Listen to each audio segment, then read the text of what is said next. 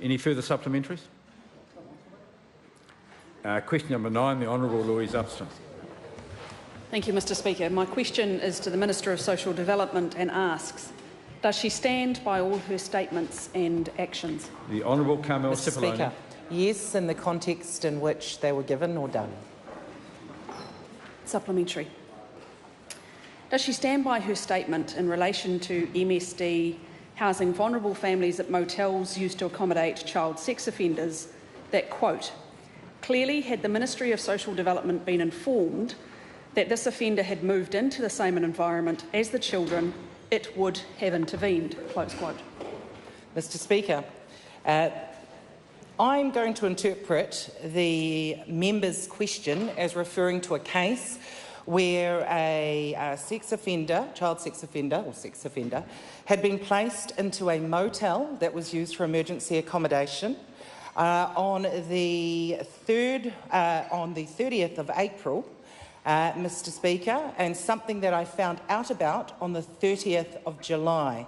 Mr Speaker, that particular person did make contact with MSD on the 3rd of May when he sought support for a housing assessment. The person undertaking the housing assessment was not the person who had placed that particular person into the motel and did not have access to emergency motel accommodation information, so did not make the connection that this person was staying in a motel where families could be placed through MSD.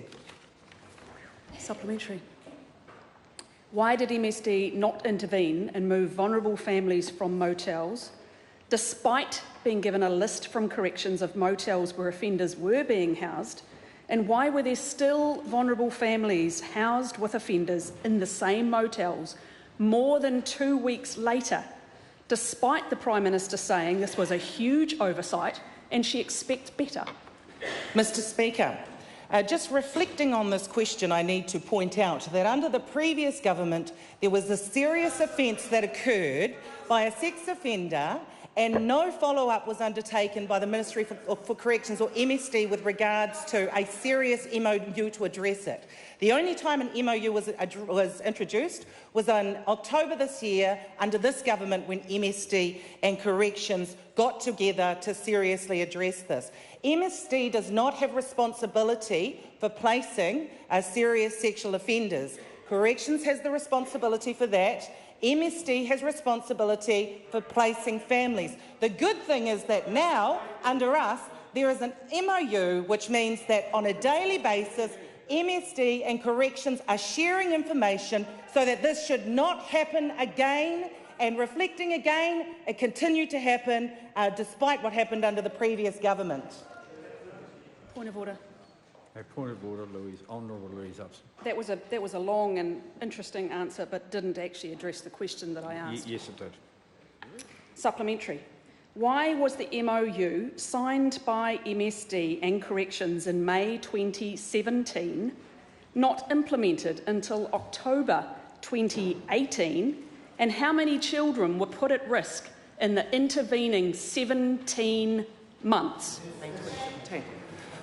Mr Speaker, if I heard that member right, she referred to an MOU that was written in May 2017, signed in 2017. They were in government then. She needs to ask her colleagues why that was not implemented. Supplementary. What has the Minister said to the woman and her children who were housed by MST at the same motel as sex offenders, not once, but twice? Mr Speaker, the assertion that there was a woman with children that was placed at a motel with sex offenders twice is information I did not know about. But, Mr Speaker, I can say with the case that was brought to my attention, there was a thorough investigation, Mr Speaker. Fortunately, there was no harm caused to those children. Mr Speaker, the same cannot be said under the previous government when they did nothing about this during their time. Question number 10, Anahela Kanongataha Suisuiki. Kia ora te mana whakawa.